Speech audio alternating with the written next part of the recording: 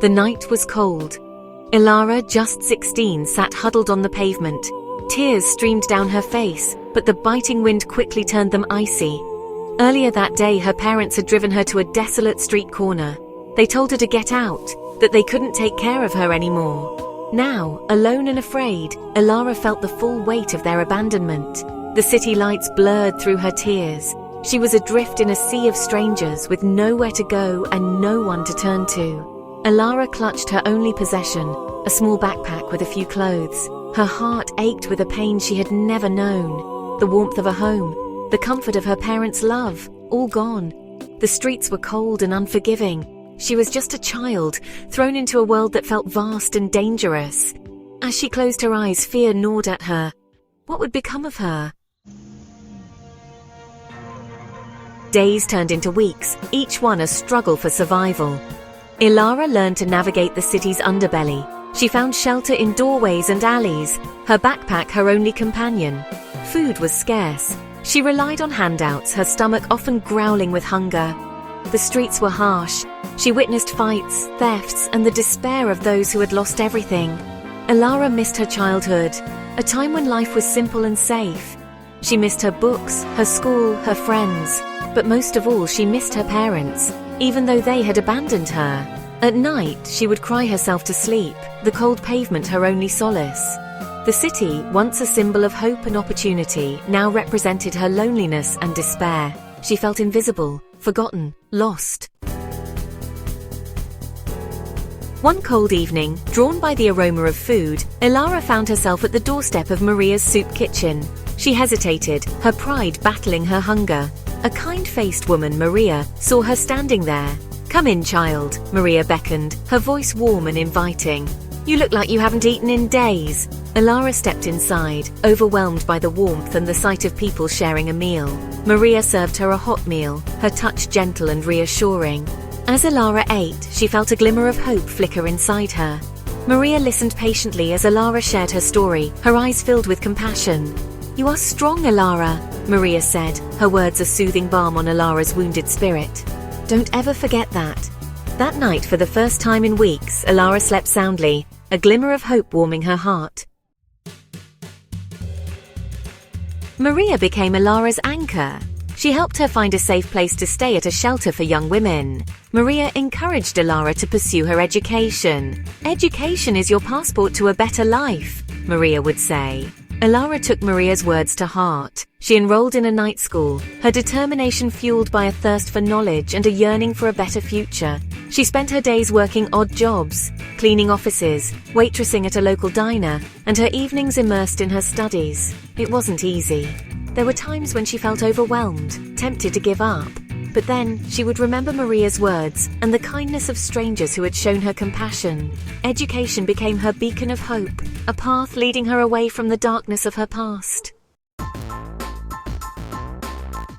Section 5. Climbing the ladder, from cleaner to CEO. Elara's hard work paid off. She graduated high school with honors and secured a scholarship to a local college. She pursued a degree in business, her mind sharp, her ambitions soaring. Even while studying, she continued to work, taking on internships to gain experience. After graduation, Elara landed an entry-level position at a tech company. She started as a cleaner, but her work ethic and sharp intellect didn't go unnoticed. She quickly climbed the corporate ladder, her rise fueled by her talent and unwavering determination. She became a team leader, then a manager, and finally, the CEO of the company. Elara had achieved the impossible. She had gone from being homeless and abandoned to becoming a successful businesswoman, a leader in her field. Section 6. A moment of truth facing her past. Years later, at a gala event honoring her achievements, Elara saw them. Her parents. They stood at the back of the crowd, their faces etched with regret and a flicker of recognition. Time had passed, but Elara recognized them instantly. Memories flooded her mind, the warmth of their love in her early childhood, the bitter sting of their abandonment. Her heart pounded in her chest. For a moment, anger flared, hot and fierce. But as she looked at them, their clothes worn, their faces haggard, she saw not the parents who had abandoned her, but two broken people, lost in their own struggles. Compassion welled up within her, washing away the bitterness of the past. Section 7. Forgiveness, the ultimate triumph. Elara made her way through the crowd, her steps measured, her heart filled with a tumult of emotions. Her parents saw her approaching, their faces a mixture of hope and apprehension. "Elara," her mother whispered, her voice trembling, "is it really you?" Elara looked at them, her eyes mirroring the years of pain and resilience. "Yes," she said, her voice soft but firm. "It's me." There were no accusations, no recriminations, just a quiet understanding that life had taken them on different paths, and that they were now face to face with the consequences of their choices. Elara knew that forgiveness, though difficult, would ultimately set her free. And so she forgave them, not for them, but for herself. Section 8. Extending a hand, breaking the cycle. Elara's journey had taught her the true meaning of resilience, the importance of compassion, and the transformative power of forgiveness. She knew that her parents had made mistakes, but she also understood that they were products of their own circumstances.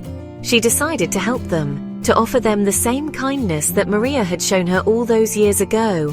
She helped them find a place to live, made sure they had food and clothing, and connected them with resources that could provide them with support. It wasn't easy. Old wounds ran deep, and trust had to be rebuilt slowly, carefully. But Elara was patient. She had learned that healing takes time. Section 9. Elara's legacy, a symphony of resilience. Elara's story is a testament to the indomitable spirit of the human heart. It is a story about the power of resilience, the importance of compassion, and the transformative nature of forgiveness. From the depths of despair, she rose, her spirit unbroken, her resolve strengthened by the challenges she had faced.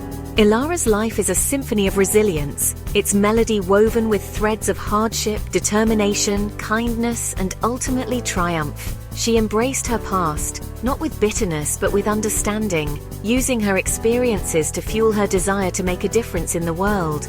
Elara's story is a beacon of hope, a reminder that even in the darkest of times, the human spirit can overcome adversity and emerge stronger, wiser, and filled with compassion.